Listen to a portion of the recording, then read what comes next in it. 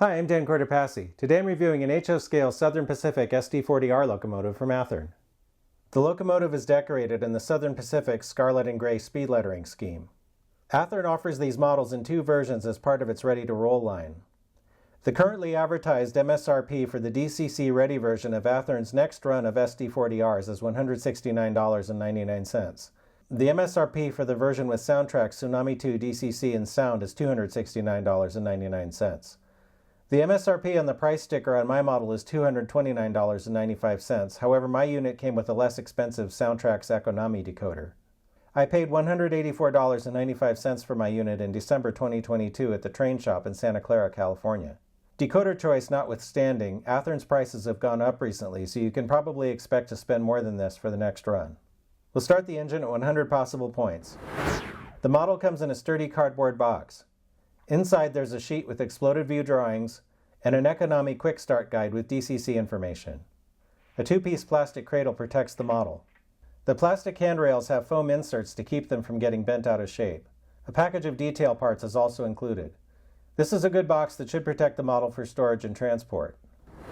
EMD's 6-axle 3,000 horsepower SD40 locomotive was first produced in the mid-1960s, an improvement over its previous SD35 model. SP took delivery of its first SD40s in 1966. The SD40s proved more reliable than their larger SD45 cousins, which shared the same frame and wheelbase. In 1980 and 81, SP rebuilt 79 of its SD40s into SD40R units. These locomotives had their electronics replaced with Dash 2 components, and many other parts were completely overhauled. Some of the units even got a Dash 2 style water sight glass on the engineer's side of the long hood. The rebuilt SD40Rs proved more reliable than the non-rebuilt SD40s and were used system-wide on the SP. In the 1990s, some SD40Rs were repainted in SP's speed lettering scheme, including my unit 7303. Many lost their oscillating lights and some gained ditch lights around the same time. SP lost 3 of these units to wrecks, but the rest survived until the UP merger in 1996. Most of the units were sold off between 1997 and 2002. In the late 1980s, SP7303 was one of the units to be repainted in the failed SPSF merger scheme. When it was repainted in gray and scarlet, it retained its red number boards with Santa Fe-style numerals. Assuming that they're dated correctly, photos I found indicate that 7303 was repainted into the speed lettering scheme sometime between 1992 and 1995. The model best represents the locomotive as it appeared in the last years of SP's independence. The paint on the engine is opaque and thin enough to allow the detail on the shell to show through. The separation lines between the colors are sharp and the writing is crisp. I only found a few tiny voids in the road name on the side of the locomotive at panel seams, where there are gaps on the real units as well. Most of the tiny writing on warning labels is legible with magnification. The handrails are made of a flexible plastic that should stand up to normal handling. The stanchions are mostly straight up and down. Athearn has done a good job reproducing the variations in the truck side frames on the SP SD40s. The side frames on my model are correct for SP7303. The placement of the spare knuckle holder and the thicker bars along the bottom of the low brake cylinder trucks match a photo I found of the engine from 1995. The trucks do not have brake lines and there are no sander lines. In front, the engine has freestanding grab irons, an uncoupling lever, ditch lights, air hoses, and a snowplow. The plow is very close but not an exact match for the one on the real 7303. The number boards are not lit, however Athearn has left the numerals clear so they could be illuminated if desired. As someone who plans to do just that, kudos to Athearn for that small detail. Many of SP's diesels had double stanchions on either side of the drop step. Oddly, Athearn put those on the back of 7303 but not on the front, though they should be on both ends. Athearn did provide the correct part in the box, but it would have been nice if it were already installed. The fireman's side ditch light stand is incorrect. 7303 was one of those SP locomotives that had mismatched ditch light stands, with the left-hand side grafted on top of the MU connector housing. This would be a fairly involved fix, so I'm taking 5 points for both the ditch light housing and the incorrect plow. The cab has photo-etched metal sunshades, wind deflectors, and delicate windshield wipers. The cab has the narrower post between the two front windows on the engineer's side that was common on many SP units. As with most Athearn EMD units, the cab side windows are movable, though they tend to slide around on their own. If you want them to stay put, you'll probably need a dab of glue. There is no cab interior. In back, the model has more freestanding grab irons. I appreciate that Athearn made this model with no trace of rear number boards. SP's SD40Rs didn't have them, and it's something I've worked hard to remove on other models. The rear light cluster with the oscillating light locations plated over matches the 1990s appearance of this locomotive. Details in the rear pilot are similar to the front minus the snowplow. On top of the cab there's a working beacon and two whip-style antenna bases. The turbo exhaust has a see-through grille, though from some angles you can see full-size wires and electronics through it.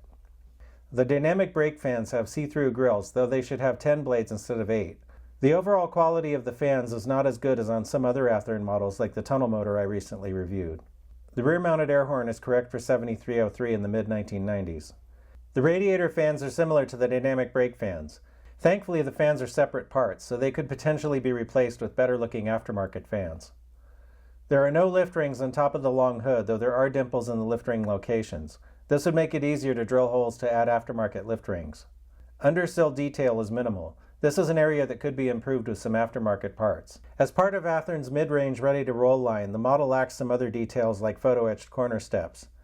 For me anyway, those are minor correctable issues that are outweighed by things that Athearn got right, like the SP split equipment doors below the cab and the lack of number boards on the rear of the long hood. I've spent many hours reworking Kato SD40 shells to achieve those same things, so bringing this model up to snuff cosmetically will be a lot less work. A Canon cab interior kit and some aftermarket air filters and fuel tank plumbing would really dress this model up. All of the wheels pick up current and all the axles are powered. The engine has plastic McHenry knuckle couplers on both ends. Looking for a match along the horizontal center line, the front coupler is high, so I'm taking 5 points. The rear coupler is also high. All the wheels are in gauge according to the NMRA standards gauge. There is no significant body wobble. The engine weighs 13.6 ounces. Drawbar pull peaked at 2.6 ounces on my force gauge, about average for an HO scale diesel. I'm testing the engine on DCC. F0 turns on the headlight. The light is directional, meaning that the front light is on when the locomotive is set to move forward, and the rear headlight is on when the engine is in reverse. F5 turns on the ditch lights, which are also directional. They only stay on when the engine is set to move forward. The ditch lights do not flash when the horn sounds. I'm not sure if this behavior is correct or not for SP's SD40Rs. F6 turns on the beacon, which is not directional. F7 dims the headlight, though it does not turn off the ditch lights. F1 rings the bell. F2 sounds the horn.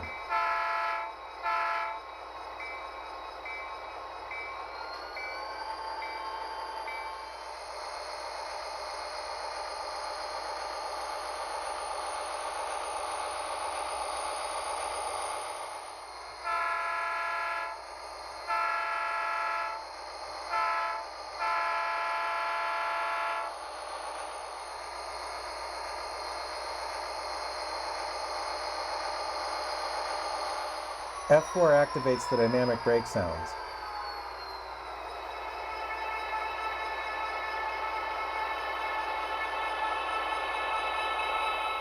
F11 turns on the brake, though it only makes noise, it doesn't make the engine stop.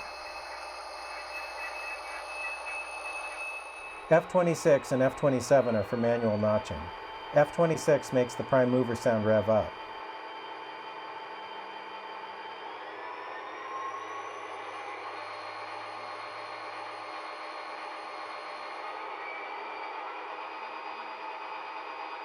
F27 makes it rev down. With the sound off, the model is pretty quiet.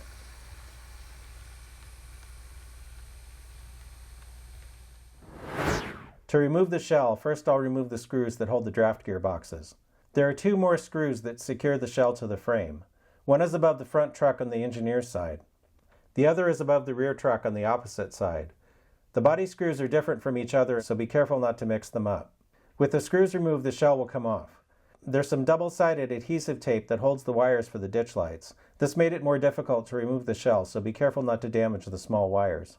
The decoder is connected to the factory light board with a 21-pin plug. If you had a DCC-ready model, there would be a dummy plug here that could be removed and replaced with a DCC decoder. The speakers are above the rear truck. It looks like there are two sugar cube-style speakers in the same plastic mount.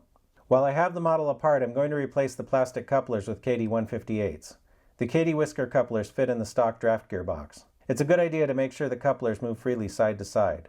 The rear coupler came out perfect, but the front one was slightly low. I had to file the coupler mounting pad a little to fix it. Let's see what we've got. A couple of the front end details were incorrect, so I took 5 points in the paint and detail category. Both couplers were high, so I took 10 points in the standards and operation category. That leaves us with 85 out of 100 possible points, a solid B on our report card. This model gets a green signal. Overall, I think Athearn did a pretty good job on this model. If you're looking for some 1990s era Southern Pacific motive power for your HO scale layout, then I think you might like it. If you like this video, then please like, comment, share, and subscribe. Stay tuned and thanks for watching.